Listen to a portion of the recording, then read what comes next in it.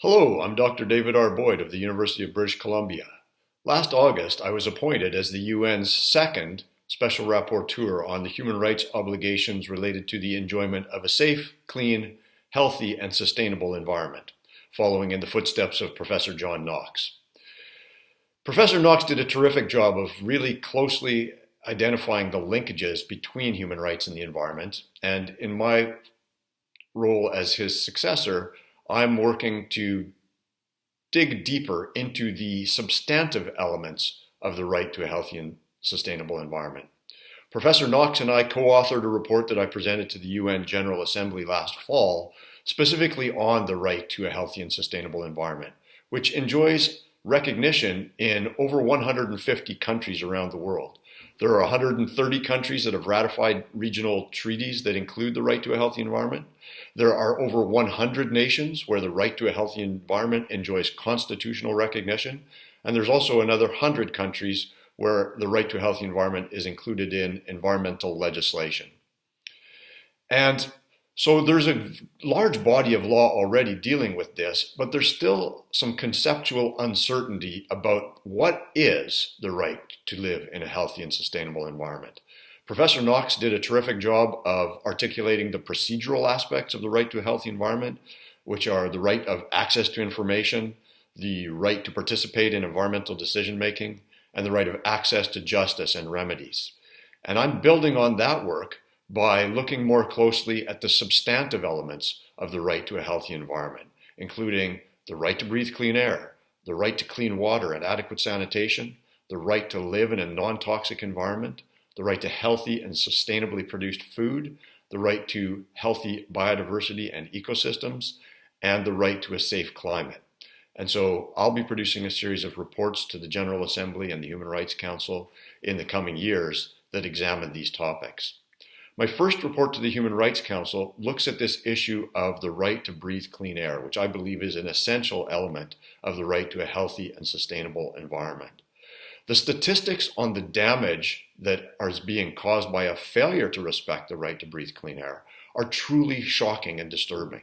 According to the World Health Organization, air pollution kills more than 7 million people every year. That's 800 people every hour of every day. And that includes approximately 600,000 children under the age of 5. In fact, in Europe alone, there are approximately 500,000 premature deaths every year.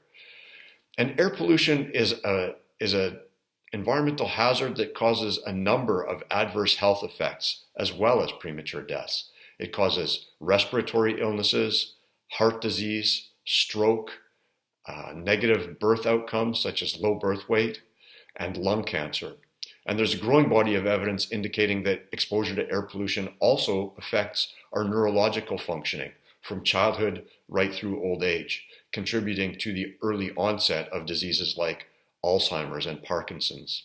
So there's no question that air pollution is a terrible scourge. It's violating the right to life, the right to health, the rights of children, and the right to live in a healthy and sustainable environment. My report to the Human Rights Council goes through all of this in great detail and identifies basically 7 fundamental obligations that states can and must fulfill in order to respect, protect, and fulfill the right to breathe clean air. The first is that states must monitor air quality. And if you look at a map of the world, we find that while some regions are well represented in terms of air quality monitoring, others are not. Second, states must comprehensively identify the main sources of air pollution so that actions can be taken on a priority basis to address the largest sources. Third, states must engage and inform the public. Fourth, states must enact legislation, regulations, and air quality standards. And this is really fundamentally important. In the absence of legally enforceable standards, it will be almost impossible for states to fulfill the right to breathe clean air. And it's really quite shocking to learn that over 80 countries in the world have no air quality standards at all. Not a single country in the world meets all of the World Health Organization recommendations for air quality standards. And even in the European Union, the current standard for fine particulate matter, which is causes the greatest amount of adverse health effects, is substantially weaker than the World Health Organization's air quality guideline. So that's number 4, legislation, regulations, and standards. Number 5 is putting together a national air quality action plan to set forth the steps that need to be taken to achieve the standards and fulfill the right to breathe clean air. Number 6 is implementing and enforcing that national action plan, the legislation, the regulations, and the standards. And number 7 is evaluating progress and, if necessary, strengthening the legislation, regulations, standards, and action plan. Now, the good news in all of this is that there are some states that have done really impressive work on trying to fulfill the right to breathe clean air. And so my report highlights quite a number of good practices. I noticed that the Dominican Republic, Philippines, and France specifically mention the right to breathe clean air as one of the fundamental elements of environmental legislation, one of the fundamental objectives of those laws. So hats off to the Dominican Republic, France, and the Philippines. There are a number of countries that have put in place strong legislation, ranging from the American Clean Air Act to the recent laws and amendments of laws in China that are producing substantial reductions in air pollution. And of course, the European Union's Air Quality Directive, which has been transposed into legislation and regulations at the national level, is another example of a good practice. As well, in terms of good practices, there are more than 24 countries that are now committed to phasing out coal-fired electricity generation. There's a growing number of countries that are setting deadlines for ending the sale of internal combustion engine vehicles because transportation sector is a major source of air pollution. In less wealthy countries, including India, Indonesia, and Ecuador, tremendous strides have been made in government programs that enable people to upgrade or replace dirty cooking, lighting, and heating fuels and technologies with cleaner cooking, cleaner lighting, and cleaner heating technologies.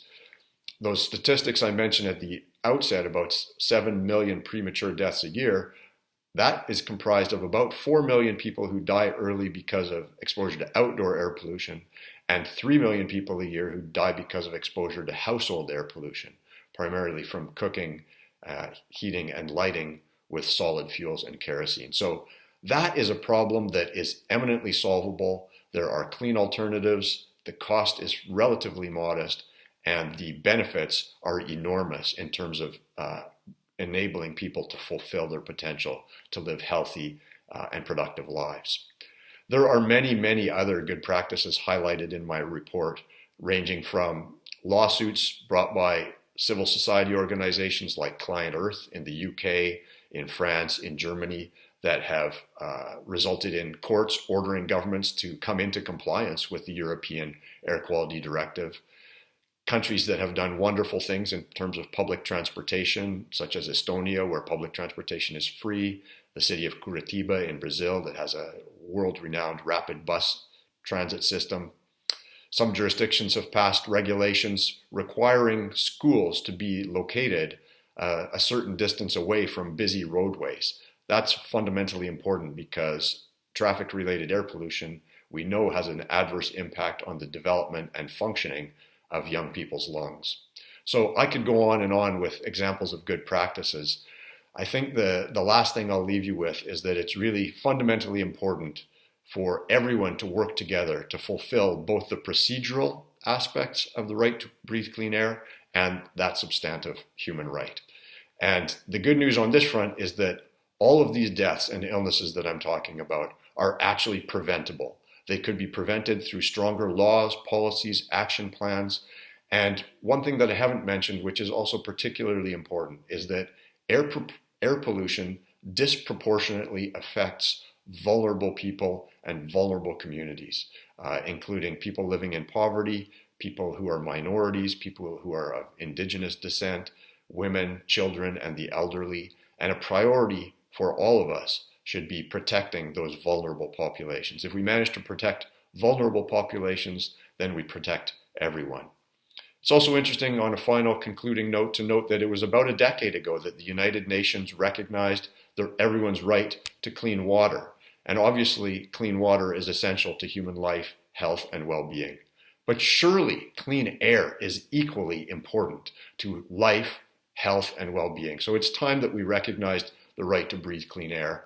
And I wish you all of the best with your meetings, and I hope that you will join me in working towards fulfilling people's right to breathe clean air, achieving global recognition of the right to a healthy and sustainable environment, and using those tools to fulfill the ambitious Sustainable Development Goals by 2030, leaving no one behind.